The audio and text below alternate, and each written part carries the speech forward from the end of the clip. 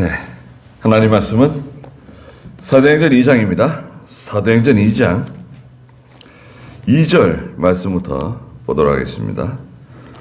사도행전 2장 2절입니다.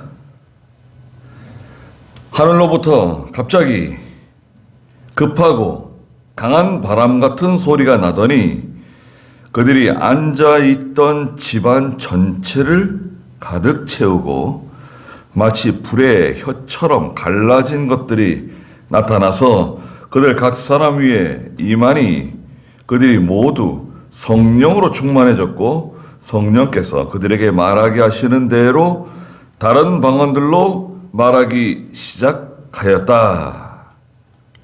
그랬습니다. 네. 지난주에는 그 오순절 날에 대해서, 오순절 날은 어떤 날인가? 예, 오늘날 그 맥주절과 같은 또 오순절, 그 6월절 다음 날부터 49일째 되는 날이라 그랬죠. 77절, 과거엔 77절을 이었습니다.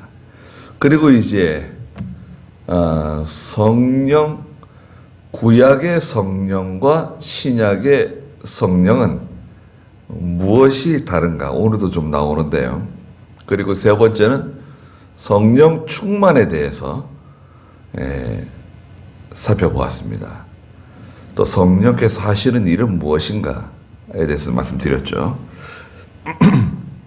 이게 지금 사도행전 2장 1절부터 여기 3절, 4절까지 이 내용을 가지고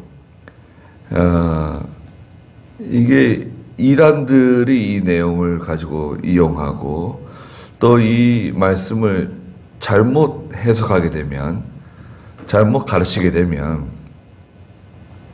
완전히 교회가 색깔이 완전히 바뀌어버립니다. 네. 그러니까 이게 지금 며칠 안 되잖아요. 사도행전 2장 1절부터 4절에 있는 말씀만 우리가 정확하게 바로 배우고 깨닫게 되면 그 다음부터는 모든 게 이 공식이에요. 완전히 다 여기에 다 적용이 되고 다 우리가 분별할 수 있게 됩니다. 자, 2절 읽어보시겠어요? 하늘로부터 갑자기 급하고 강한 바람 같은 소리가 나더니 그들이 앉아있던 집안 전체를 가득 채우고. 네, 하늘로부터라고 하는 것은 하나님께로부터라는 뜻이죠. 하나님께로부터 갑자기 급하고 강한 바람 같은 소리가 났다. 네, 성령의 역사는 마치 급하고 강한 바람같이 임한다 이거예요. 성령의 역사 첫 번째 특징은 급하고 강한 바람과 같다. 이 바람은 두 가지 성질을 가지고 있습니다. 첫째는 임의성이에요. 임의성. 마음대로 부는 겁니다. 바람이 말이죠. 이렇게 왔다가 또 저쪽에서 왔다가 뭐 바람이 임의로 불잖아요. 자기 마음대로 부는 겁니다. 바람이 임의로 부는 것처럼 성령은 하나님이시잖아요. 성부, 성자, 성령 하나님이신데 성령의 임의대로 역사하시는 거예요. 우리가 이렇게 하세요, 저렇게 하세요. 사람이 성령을 지배하거나 성령을 지시하거나 가르칠 수 없습니다. 그 산에서는 낮에는 보통 일반적으로 저 밑에서부터 바람이 산 위로 올라와요. 산을 좋아하시는 분들은 아시잖아요. 산에 이렇게 올라가면 낮에 등산하시잖아요. 그러면 바람이 저 밑에서부터 이렇게 올라옵니다. 그러면 시원한 바람이 막 올라오죠. 근데 밤이 되면 희한하게도 바람이 저 위에서부터 아래쪽으로 내려갑니다. 네. 그 밤에는 육지에서 바다로 바람이 불고 낮에는 바다에서 육지로 바람이 부는 거예요. 이게 자연현상입니다. 일반적인 자연현상. 그 다음에 이 바람은 불가시성이에요. 불가시성. 바람은 눈에 보이지 않잖아요. 성령은 눈에 보이는 게 아닙니다. 근데 이게 성령의 역사인지 아닌지 어떻게 알 수 있느냐?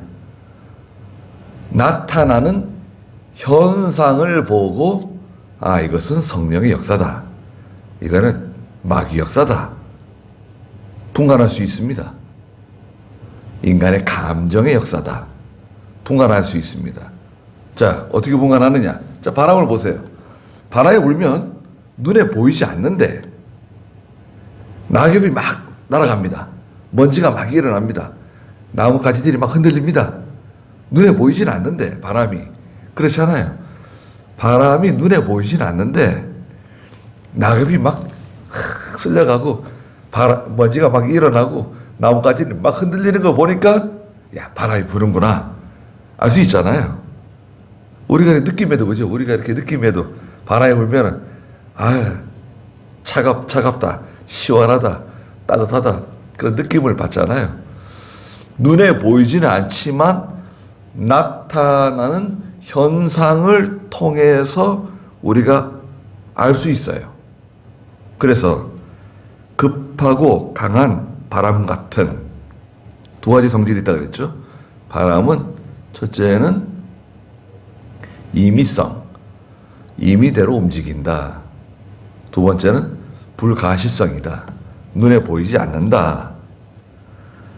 그리고 갑자기 급하고 강한 성령의 역사는 아주 강하게 역사하세요.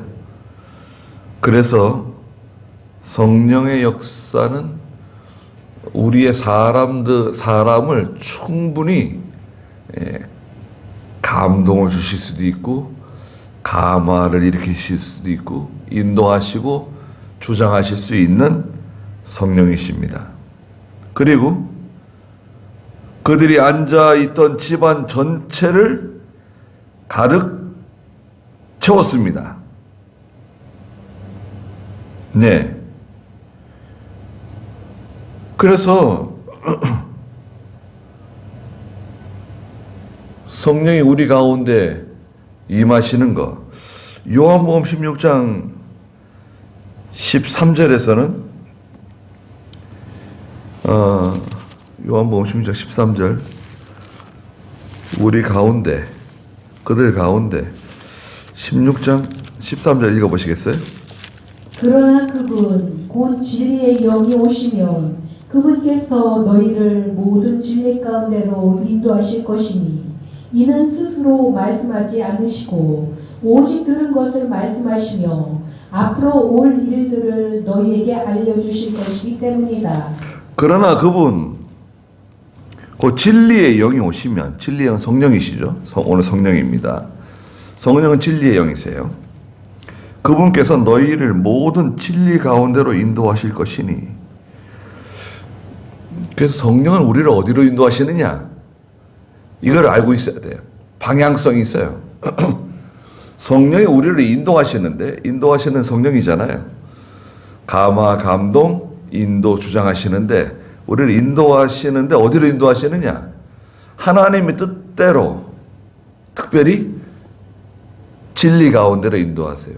하나님의 말씀을 따라가도록 하나님의 뜻대로 살도록 인도하시는 것입니다. 이게 얼마나 참 안전한 겁니까?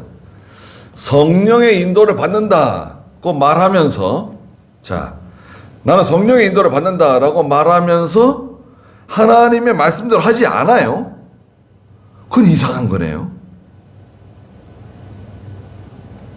아니, 저분이 자기는 성령의 인도를 받는다 그러는데 근데 하는 걸 보니까 성경하고 완전히 다른 일을 하는 거예요. 저건 성경이 아닌데 저는 우리가 배운 거하고 다른 건데 그건 성령의 역사가 아닙니다. 자기가 하는 거예요, 자기가. 자기 욕심을 하는 겁니다. 그래서 성령께서 그들이 앉아있던 집안 전체를 가득 채웠어요. 성령이 충만하게 그들 가운데 임하신 거죠. 그리고 요한복음 14장 16절에서는 성령을 다른 보혜사라고 그러셨어요. 다른 보혜사. 요한복음 14장 16절 한번 읽어보시겠어요? 내가 아버지께 간구하면 아버지께서 다른 보혜사를 너희에게 주셔서 영원히 너희와 함께 계시게 하실 것이다. 보혜사. 이 보혜사라고 하는 말은요, 변호자, 대리인 이런 뜻을 갖고 있어요. 나를 대신해서 나를 변호해 주는 보혜사 성령이에요. 구약의 성령과 신약의 성령은 같은 성령인데 예수님 승천하시고 임하신 지금 사도행전 2장의 이 성령은 보혜사 성령이에요. 그런데 여기 요한복음 14장 16절에서는 다른 보혜사를 너에게 주실 것이다. 아니 그 보혜사가 또 있는가 그러면? 성령은 다른 보혜사. 그럼 보혜사 또 다른 보혜사는 누구냐? 누굽니까? 우리의 대변자이시고 우리의 변호자이신 누가 보혜사죠? 예수님이 보혜사세요. 네? 예수님 자신이 당신이 보혜사라고요. 내가 가면 다른 보혜사를 너에게 보내줄 거다. 자신이 보혜사입니다. 예수님이 보혜사세요. 다른 보혜사 보내줄 건데 그분이 성령이시다. 그 요한복음 16장 17절도 16장 7절 읽어보세요. 그러나 내가 너희에게 진실을 말하니 내가 떠나가는 것이 너희에게 유익하다. 내가 떠나가지 않으면 보혜사께서 너희에게 오시지 않을 것이나 내가 가면 내가 그분을 너희에게 보낼 것이다. 그분께서 오시면 죄에 대하여 의에 대하여 심판에 대하여 세상을 책망하실 것이다. 자, 그럼 그 보혜사 성령을 누가 보내시느냐? 보내시는 주체. 성령을 보내시는 주체가 누구냐? 성령은 자기가 스스로 우리에게 오시는 거 아닌가? 아니에요. 성령을 보내시는 분이 계세요. 가라! 성령을 가라고. 보내시는 분이 누구십니까? 내가 가면 그분을 너희에게 보낼 것이다. 그 성령을 보내시는 분은 누구냐? 그 질문하면 뭐라고 대답해야 될까요? 여기 나온 것처럼 예수님께서 보내십니다. 그래도 맞지만 대답하실 때는 성부 하나님과 성자 예수 그리스도께서 성령을 보내십니다. 이렇게 대답하면 정확한 거죠. 예. 성령을 또 하나님의 영이라고도 하잖아요. 그러니까 성령께서 그 다락방에 앉아있는 사람들과 그 집안 전체에 가득 채워졌습니다. 그 성령은 어디에 있느냐? 성령이 있는 곳. 자, 지금 몇 가지 했죠? 성령은 보혜사시고 성령을 보내시는 분은 예수님이시고 성령이 있는 장소, 성령이 있는 처소는 어디냐? 요거잖아요, 지금요. 예레미야 23장 24절에서는 하나님은 온 천지에 충만하신 하나님이라고 그러셨어요. 성령은 여기 있다, 저기 있다. 성령 받으러 어디 가자, 뭐 와라, 뭐 이런 게 아니라 사실 성령은 온 천지 만물에 충만하신 분이세요. 예레미야 23장 24절 한번 읽어보세요. 어떤 사람이 은밀한 곳에 숨는다고 해서 내가 그를 보지 못하겠느냐? 여호와의 말이다. 내가 하늘과 땅에 충만하지 않느냐? 여호와의 말이다. 네, 하나님은 하늘과 땅에 충만하신 분이세요. 성령도 마찬가지입니다. 하나님의 영이 충만하세요. 그런데 특별히 우리에게는, 사람에게는 누구에게 임하시는가요? 믿는 성도에게 임하시죠. 자, 성령은 믿는 성도에게만 임하시는 거예요. 믿지 않는 사람에게는 성령이 역사하지 않으세요. 믿는 성도 속에 역사하시는 성령이시고, 성령은 나갔다가 들어왔다가 나갔다가 들어왔다가 반복적으로 임하시는 성령이 아니십니다. 무슨 말이냐? 내가 예수 믿는 사람인데 내가 죄를 지을 때는 왜 너 죄를 짓냐? 아이고 더러워서 여기 못 있겠다. 나가셨다가 회개합니다. 잘못했습니다. 용서해 주세요. 다시는 안 그러겠습니다. 그러면 그래 이제 다시 들어오셨다가 또 죄를 지으면 아이고 더러워. 나가셨다가 또 회개하면 들어오셨다가 그러지 않으세요. 너희 몸이 하나님의 성전인 것과 하나님의 성령이 너희 안에 계시는 것을 왜 알지 못하느냐? 고린도전서 3장 16절이나 6장 13절이나 말씀하셨거든요. 그래서 한 번 임하신 성령은 영원히 떠나지 않았어요.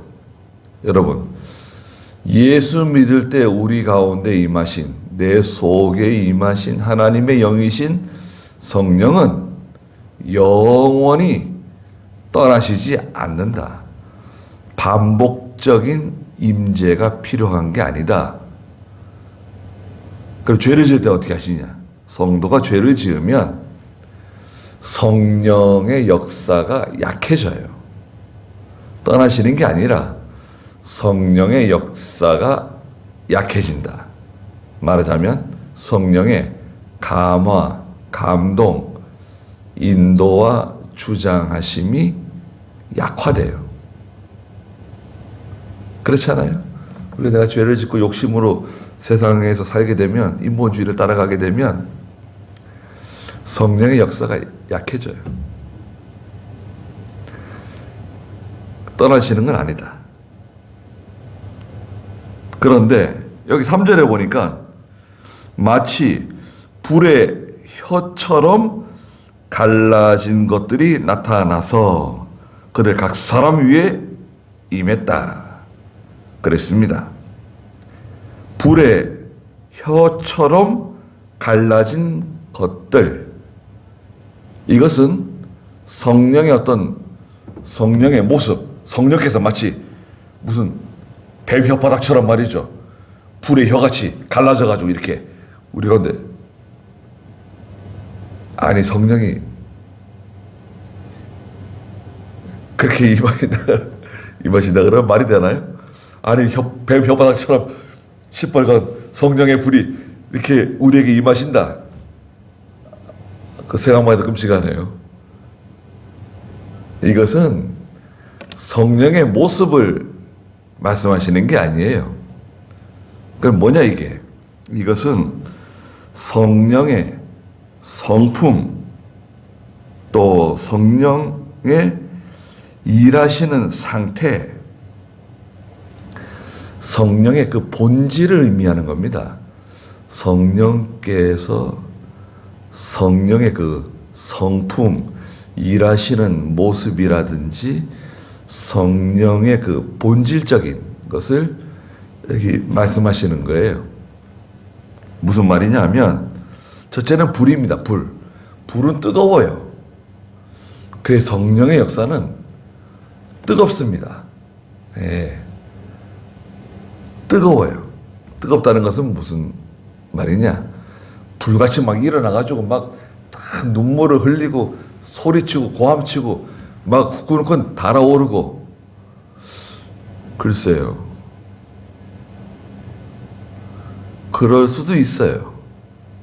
그런데 사실은 조금은 다릅니다. 이 뜨겁다는 것은 이런 의미예요. 하나님의 성전을 뜨겁게 사모해서 성전을 향해서 달려가는 사람. 기도하는데 하나님께 뜨겁게 기도하는 사람. 또 하나님의 나라를 위해서 뜨겁게 희생하며 봉사하며 충성하며 협력하는 그 뜨거운 것을 말하는 거예요. 그게 뭐가 뜨거운 거죠? 마음이 뜨거워요, 마음. 예. 그 사랑하는 사람이 생기면 마음이 뜨거워지잖아요. 예. 불이 붙잖아요. 불 붙었어. 그럼 잘 안 꺼지죠? 여러분, 처녀총각 때 사랑하는 사람이 생기면, 예. 짝사랑이라도요. 불이 붙으면 이 불이 잘 안 꺼집니다. 너 그만둬. 그거 안 돼. 그래도 이 불이 잘 안 꺼집니다. 한번 붙은 불은. 예. 그럼 뭐 불이 어디서 붙은 거죠? 옷에 붙은 불인가요? 마음에 불이 붙은 거죠. 성령도 마찬가지예요. 성령은 불과 같이 우리의 마음을, 성도의 마음을 뜨겁게 하신단 말이죠.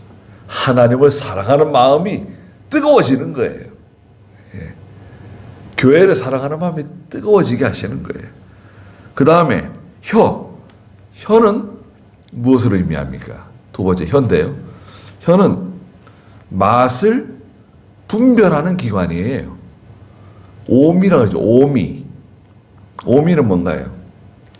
단맛, 쓴맛, 신맛, 매운맛, 그 다음에 짠맛이네요. 오미가 있고, 그 다음에 여기다가 하나를 더하죠.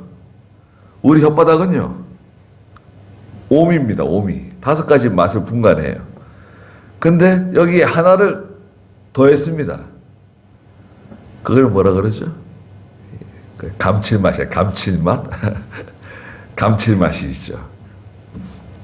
감칠맛은 미원인가요? 미원. 다시다 하고 미원이 뭐 몸에 안 좋다고 뭐 한참 그랬잖아요. 그걸 뭐라 그래? MSD인가? 예. 뭐.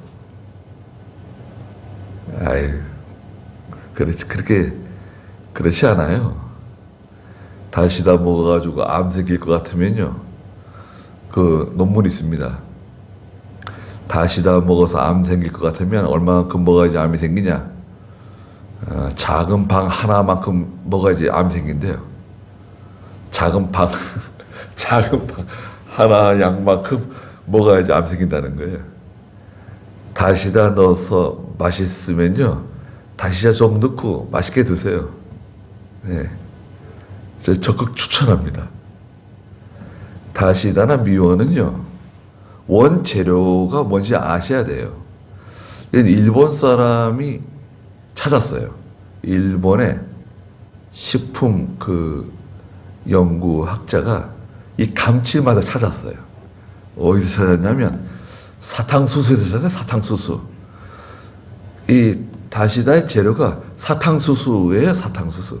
식물에서 뽑아낸 거예요. 이게 무슨 화학적으로 이렇게 약품 가지고 만든 게 아니라 식물에서 뽑아내가지고, 물론 화학적인 처리를 했지만, 그 성분이 사탕수수입니다. 그래서 여러분 다시다나 그 미원 보시면 원재료가 나옵니다. 원재료. 사탕수수. 그러니까 이 혀는 맛을 분간하는 그 기관이잖아요. 말하면 분별력입니다. 분별력. 성령은 아주 날카로운 분별력을 소유하고 계세요. 그래서 성령이 임하시면 성도가 분별력이 생겨요. 이건 옳은 것이다. 이건 흙이다. 이거는 백이다. 이건 진리다. 이건 비진리다. 이건 참이다. 거짓이다. 이건 옳은 것이고 잘못된 것이고 이 분간이 명확해져요. 중간이 없어져요. 애매모호한 게 없습니다. 이건 아니다. 아닌 건 아니에요. 아무리 착하고 아무리 친하고 아무리 좋은 사람이라도 아닌 건 아닙니다. 어떻게 하냐? 그런 분별력이 생겨요. 그 잠언에서는 그것을 지혜라고 그러시죠. 지혜. 예. 또 다른 말로는 영적 통찰력이라고 말합니다. 영적인 통찰력이 생겨요. 이게 딱 어떤 사물이나 어떤 사건이나 딱 보면 아는 거예요. 아, 저거는 하나님이 하시는 거다. 저거는 성경에 맞는 거다. 저건 믿음이 아니다. 저건 성경에 하나님 뜻대로 하는 것이다. 탁탁 보면 알아. 예, 이 통찰력이 많아질수록 어떻습니까? 예언자가 되는 거예요. 예언자가 다른 게 예언자가 아닙니다. 나이가 많고 연륜이 많으신 분들은 예수 안 믿는 분이어도요. 그 사람을 보면 이렇게 알아요. 아, 저 사람은 진실한 사람이구나. 저 사람은 진실하지 못하네. 저 사람은 부지런한 사람이구만. 저 사람은 게으른 사람이구만. 저 사람은 집에 가서 부인을 힘들게 하는 사람이로군. 저 사람은 남편을 잘 받드는 사람이로군. 보면 압니다. 그렇잖아요. 어떻게 하는 거죠? 살아가면서 그 축적된 많은 지혜가 있어요. 지혜가 있습니다. 그런데 성령이 충만하게 임한 성도는 이런 영적인 통찰력, 영적인 분별력이 아주 선명해집니다. 특별히 말씀을 딱 들으면요. 하나님 말씀을 들을 때 하나님 말씀을 딱 들으면 아, 이 말씀은 옳은 말씀이다. 성경에 딱 맞는 말씀이다. 이게 야, 이 말씀은 꿀과 같은 말씀이다. 생명을 살리는 말씀이다. 영의 양식이다. 착착 그걸 잘 맛을 아는 거죠. 맛을 아는 게 얼마나 중요합니까? 그래가지고 이제 요즘은 그렇지 않은데요. 우리가 이제 중국에 오랫동안 선교를 했잖아요. 저희 교단이 한 30년 했습니다. 30년. 그래서 이제 우리가 뭐 중국에 들어갈 때는 그것도 좀 늦었어요. 우리가 좀 늦게 들어가긴 했는데 들어가 보면요. 어떤 성이나 어떤 지역에 이렇게 가잖아요. 그러면 그 지역에 있는 지도자들이 다 모입니다. 그 지역에 뭐 하얼빈이면 하얼빈, 우리 개정자 집사님 그 지금 나오지도 못하고 지금 거기 하얼빈에 있잖아요. 하얼빈이면 하얼빈, 하얼빈이 한 2천만 되는 도시예요. 어마어마하게 큰 도시예요. 서울이 1,000만이라는데 하얼빈에 있는 그 종교 지도자들이 모여가지고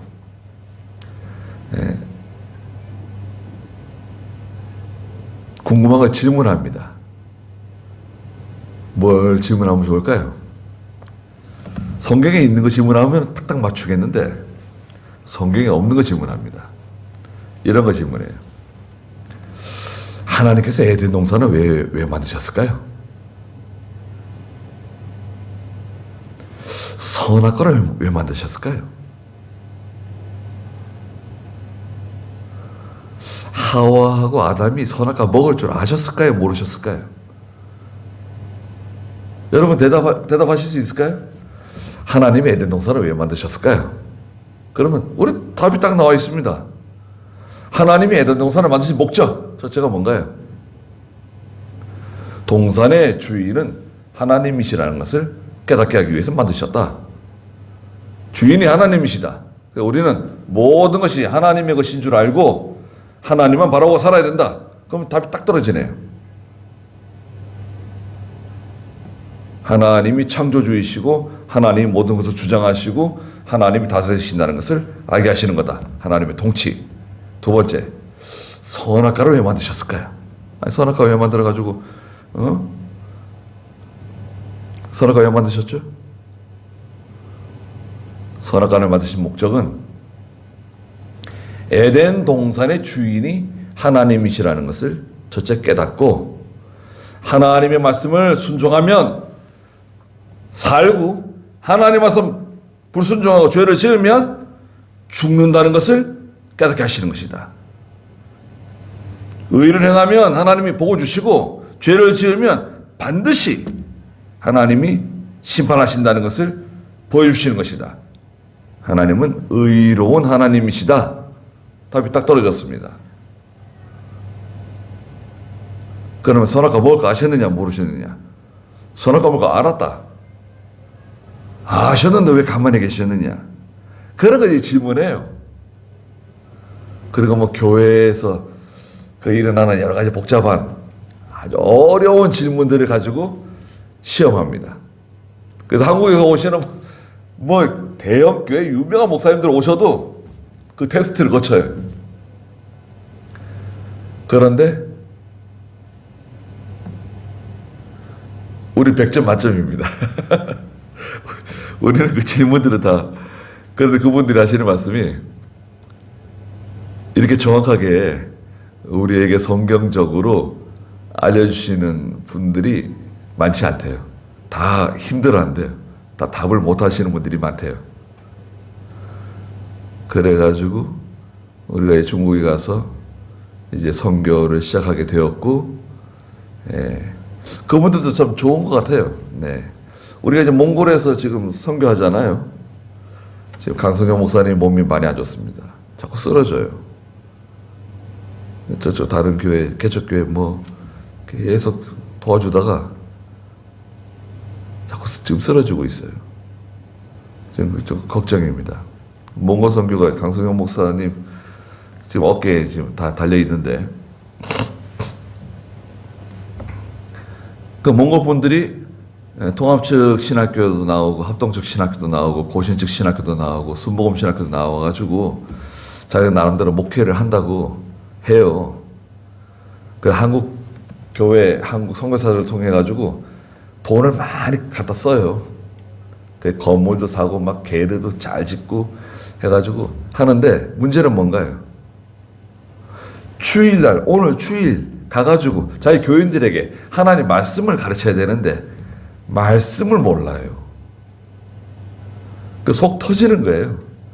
건물도 번듯하게 있고 게르도 멋있게 지어놓고 교인들은 와가지고 하나님 말씀 듣겠다고 애들부터 노인들까지 다 와 있는데 그 말씀을 모르니까요. 그냥 노래 부르는 거야. 노래 막 노래 부르고 춤추고 막 난립니다. 그분들이 우리한테 와가지고 하루 종일 하루 7시간 8시간씩 말씀 배워요. 그러면요 눈이 번쩍 떠지는 거예요. 그 성령께서 하시는 일은 첫 번째는 뜨겁다 불과 같은 우리의 마음을 뜨겁게 하신다. 두 번째는 말씀을 진리를 분별케 하시는 성령이시다. 불의 혀같이 갈라지는 것들이 나타나서 그들 각 사람 위에 임한다. 이것은 성령의 성품, 성령의 본질, 성령께서 일하시는 그 상태를 의미하는 것이지 성령의 모양을 말하는 게 아니다. 무슨 뭐 배 혓바닥처럼 나와가지고 이렇게 뜨겁게 막 불로 지지고 막 그러는 게 아니다 이거예요. 근데 어떤 분들은 기도할 때 그렇게 하시는 분들이 있어요. 성령의 불로 우리를 막 지져달라고 말했죠. 불살아달라고. 아니 그렇게 그러면 또 교인들은 또 아멘 할렐루야 하네요. 아멘 할렐루야 뭐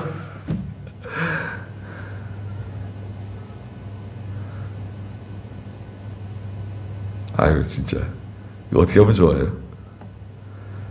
자, 성령께서 우리 가운데 임하시기에 성령을 부르자는 거예요.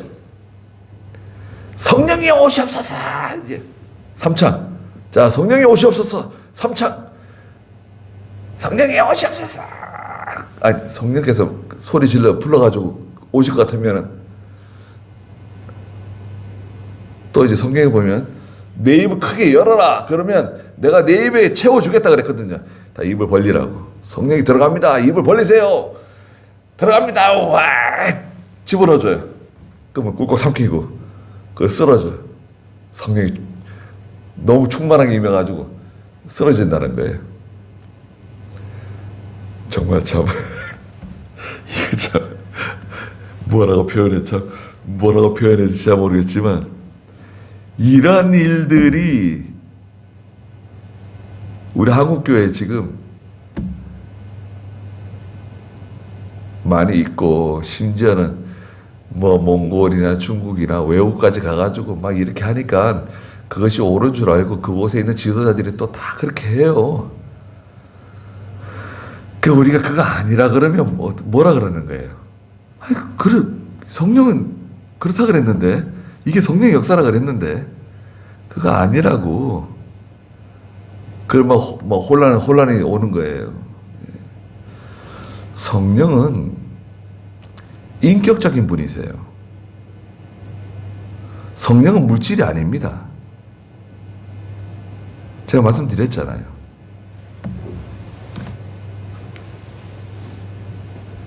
물이 없어가지고 이거 이 초코우유가 여기 저한테 있어. 이게 성령이라고 생각해 보세요. 이게 성령이라고 생각해 보세요. 성령을 부어 주시옵소서. 그렇게 말하잖아요. 자, 성령을 붓습니다. 자, 성령을 부어 주시옵소서. 계속 부어 주시옵소서. 넘치도록 부어 주시옵소서. 충만하게 부어 주시옵소서. 아니, 이게 맞냐 이거예요. 성령은 영이세요. 물질이 아니에요. 그러니까 성령이 우리 가운데 임하신다고 해서 이게 물질처럼 그렇게 임하시는 게 아니잖아요.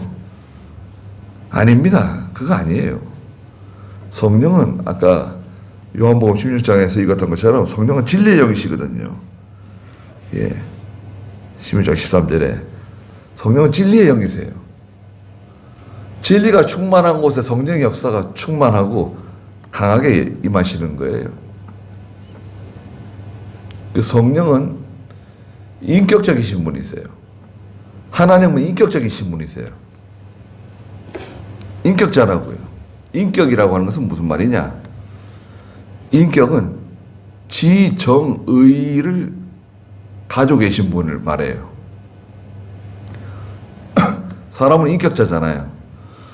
우리는 인격이 있잖아요. 그 지정의가 우리 속에 있어요. 지적인 면, 정적인 면, 의지적인 면이 우리 속에 있는 것처럼 하나님도 우리가 하나님의 형상을 따라서 지음받았기 때문에 그런 지정의, 인격적인 면이 있어요. 인격 있잖아요, 우리 속에. 소가 인격 있나요? 여러분 생각해보세요. 우리 집에 있는 소가 인격이 있다. 아니, 소가 인격이 있어가지고, 예. 왜 인격이 있냐? 아, 주인을 알아보지 않냐?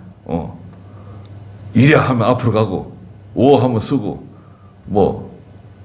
시킨 대로 하지 않냐? 인격이 없으면 어떻게 하냐? 사람을 사랑하고, 정적인 면이 있지 않냐? 의지적인 면도 있다. 아이, 그렇지 않아요. 동물은, 인간 외에 다른 짐승이나 동물은 그걸 인격이라 그러지 않습니다. 마음이죠, 마음. 인격적인 마음인데요. 그 짐승은 마음이 있느냐 없느냐 이제 그런 문제가 있어요. 우리 집에 있는 개가 마음이 있느냐 없느냐. 마음이 있나요? 고양이가 마음이 있다. 우리가 마음이 있다고 간주해 줍니다. 그러나 사람 같은 마음이 아니라 이 짐승이 가지고 있는 마음을 우리는 각콘이라고 그래. 각콘. 짐승 각자로 써가지고 각콘이라고 말합니다. 짐승이 갖고 있는 마음. 새끼를 사랑하고 새끼를 키우고 먹이를 가져다 주고 또 새끼를 잃으면 슬퍼하고 그런 것들이 있잖아요. 짐승에게도 있습니다. 짐승의 마음은 사람의 마음과 같지 않지만 마음이 어느 정도 있다고 우리가 인정을 해줍니다. 부정하지는 않아요. 자, 우리 여러 가지 했습니다. 지금 성령의 성령은 불 같고 혀가 마치 갈라지는 것들처럼 임한다. 또 바람과 같이 뜨겁게 불과 같이. 바람은 두 가지 특징이 있다 그랬죠. 임의성과 불가시성이 있다. 그리고 불의 혀처럼 갈라지는 것들은 성령의 모습이 아니라 성령의 성품, 본질, 그 일하시는 상태를 의미한다. 그렇게 딱 알고 계시면 정확하잖아요. 딱 봤을 때, 아, 저건 맞다. 저렇게 하면 안 되는데 저건 잘못된 거다. 딱 구별이 되잖아요. 그 다음에 4절 한번 읽어보시겠어요? 그들이 모두 성령으로 충만해졌고 성령께서 그들에게 말하게 하시는 대로 다른 방언들로 말하기 시작하였다. 자, 여기 이제 두 가지 문제가 있습니다. 성령 충만이죠. 그 다음에 방언이 나옵니다. 성령 충만. 우리 성령 충만. 지난 시간에도 한번 했죠. 성령 충만은 지금 제가 보여드린 것처럼 이 물질 충만이 아니다. 물질과 같이. 자, 이런 거 있잖아요. 아버지가 밖에서 일하시고 집에 오셨어요. 그 아들이 아버지를 영접하면서 아버지 어서 오시옵소서. 그래, 내가 왔다. 아버지 계속 오시옵소서. 계속 오시옵소서. 충만하게 오시옵소서. 넘치게 오시옵소서. 야, 그만해.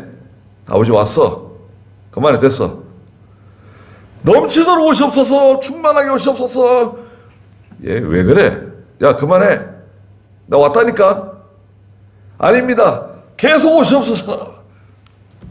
얘가 지금 정신이 이상해졌나? 왜 그래? 내가 왔는데 그만해. 자, 여기서 제가 말씀드리고자 하는 게 뭔가요?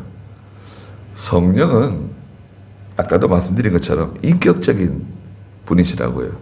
성령이 오시면 다 오신 거예요. 찔끔 오고 뭐 많이 오고 뭐 넘치도록 오고 그게 아니죠. 성령이 오시면 다 오신 거야 그냥. 근데 충만은 뭐죠?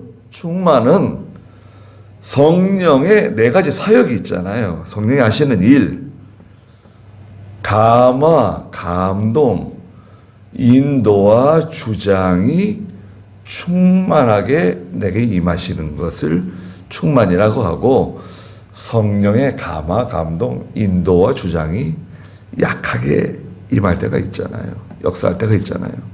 내가 불순종하고 탕자처럼 아버지 집을 떠나서 세상으로 가가지고 세상에 살고 세상을 따라가서 돼지 취업 열매나 주워 먹고 이러고 있는데 성령이 강하게 역사하시나요? 그렇지 않거든요. 성령이 우리 가운데 임하실 때는 다 임하신 거예요. 지금 들어오는 게 아니에요. 성령 충만이라고 하는 것은 성령의 감동, 감화, 인도와 주장이 충만한 상태를 말해요. 그 충만은 100%예요. 100%. 완전히 그 성령의 인도와 주장, 감화 감동을 받는 상태가 성령 충만입니다. 성령 충만 경험할 수 있어요. 그런데 그게 오래 못 가요. 우리는 사람은요, 이 지상에 살고 있는 사람은 그 성령 충만의 상태가 오래 지속되기가 힘들어요. 죄가 너무 많고 너무 약하기 때문에 이게 오랫동안 지속되질 않고 잠깐 여러분 잠깐 성령 충만을 경험할 수 있어요. 언제 경험하냐? 첫째는 예배 시간에 경험할 수 있어요. 하나님의 말씀을 들으면서 은혜를 받을 때 성령 충만을 잠깐 경험할 수 있죠. 또 기도할 때, 기도 시간에 은밀한 골방에 들어가서 하나님께 간절히 기도하는 동안에 성령 충만을 잠깐 경험할 수 있습니다. 또 한 가지가 있는데요. 하나님의 말씀을 적극적으로 순종해 나갈 때, 하나님의 말씀을 적극적으로 내가 순종해 나갈 때 잠깐 성령 충만을 경험할 수가 있습니다. 그 지속적이지 못해요. 그런 안타까운 면이 있지만 여하튼 성령 충만을 경험한 사람은 바뀌어요. 사람이 변화돼요. 인격적인 변화가 따라옵니다. 그렇게 달고 맛있던 그 세상에 뭐 술이나 담배나 뭐 세상에 뭐 그 노름하고 뭐 친구들과 어울려가지고 재밌게 짬짬이로 돌아가는 것들 있잖아요. 그런 것들이 다 멀어져요. 그게 막 냄새가 나고 추하고 그게 그렇게 재밌고 좋았었는데 하나 재미가 없고 맛이 하나도 없어. 세상 맛이 내가 왜 전에 저걸 이렇게 좋아했지? 내가 왜 저걸 내가 이렇게 따라갔지? 이상하게 그게 완전히 변해. 사람이 바뀌는 거예요. 나는 그대로 있는데 내가 변화돼. 사람이 변해버려요. 저 병원에 갔는데요. 선생님이 여자분인데 얼굴이 바뀌었어요. 아니 선생님 얼굴이 바뀌셨네요. 뭐가 바뀌었죠? 많이 바뀐 것 같은데. 바뀌지 않았대요. 아니 분명히 바뀌었는데 뭐가 바뀌었는지 모르겠네요. 그랬더니 예전에 쌍꺼풀 수술을 했는데 한 20년 전에 했는데 한쪽이 잘못돼가지고 이게 이 눈두덩어리가 커 보였다는 거예요. 그 무슨 왕눈이처럼 이렇게. 그래가지고 이번에 어떤 분이 그 수술했는데 성형외과 선생한테 내 사진을 보내가지고 이거 어떻게 조정이 되냐고 물어봤더니 된다고 해가지고 한쪽 눈 그 잘못된 것을 고쳤대요. 그런데 얼굴이 싹 바뀌었더라고요. 그래서 여자분들은 남자들하고 달리 뭐 조금 손대면 얼굴이 막 바뀌는가 봐요. 사람들이 자기 보고 10년은 뭐 젊어 보인다고 그런데요. 깜짝 놀랐는데요. 제가 봤을 때도 뭐가 바뀌었는데 뭐가 바뀌었냐고 제가 물어봤어요. 얼굴이 분명히 그 닥터가 맞는데 다른 사람인 것 같아요.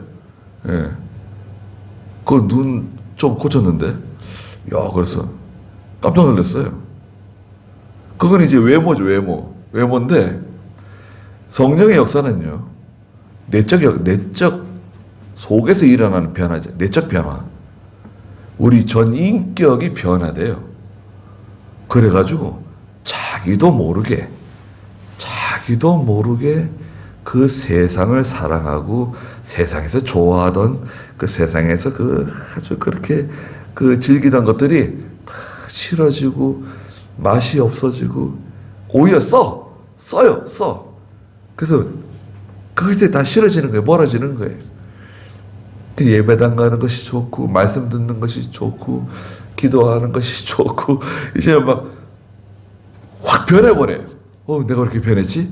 그것은 자기가 임의로 변한 게 아니라 이게 바로 성령께서 일하시는 상태, 불처럼 뜨겁게 입이 마치 혀가 갈라지는 것처럼 분별력이 있는 그런 성도로 인격적인 변화가 일어나는 거예요. 그래서 성령께서 하시는 거죠. 성령께서 하시는 겁니다. 그런데 이런 것도 있어요. 세상 사람들이요, 어떤 그 좋은 강의를 듣고, 강의를 들었어요. 강의를 듣고 감동을 받고, 야, 내가 이렇게 살면 안 되지. 그래가지고 그 강의를 듣고 나서 자기의 생활을 바꾸는 사람들이 있습니다. 그럼 그것도 성령의 역사냐? 어떤가요? 그거와는 다릅니다. 그것들은 이제 그 세상의 문학적인 어떤 또 가르침을 통해서 감동을 받아가지고 변하는 것. 그것도 인격적인 변화는 맞습니다. 그런데 성령의 변화가 아니죠. 그건 교육을 통해서 가르침을 통해서 변하는 거지 성령의 단독적인 역사가 아니에요.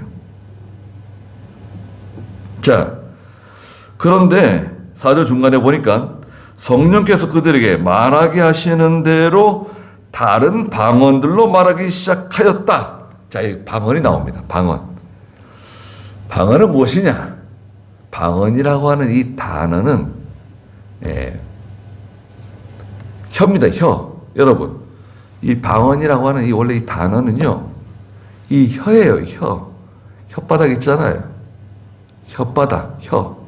또 다른 말로는 언어예요. 언어. 서울 방언, 경상도 방언, 전라도 방언, 제주도 방언 있잖아요. 무슨 말이에요? 서울 말씨, 경상도 말씨, 충청도 말씨, 전라도 말씨. 그 말씨, 말이에요. 말. 방언은 말입니다. 말이에요. 자, 방언은 두 가지예요. 첫째는 알아들을 수 있는 방언이 있습니다. 또 알아듣지 못하는 방언이 있어요. 여기까지만 하시자고요. 방언은 두 가지가 있는데 알아들을 수 있는 방언. 우리가 지금 제가 말하고 있는 거 있잖아요. 알아들을 수 있습니까? 알아들을 수 있죠. 근데 영어는 못 알아듣는다. 그러니까 내가 지식이 작아서 못 알아듣는 거지. 영어는 자기들끼리 알아듣는 거잖아요. 영어도 방언이고, 일본어도 방언이고, 프랑스어도 방언이고, 러시아 말도 방언이고, 몽골 사람들 말도 다 방언입니다. 사투리도 방언이에요. 그러나 다 알아들을 수 있잖아요.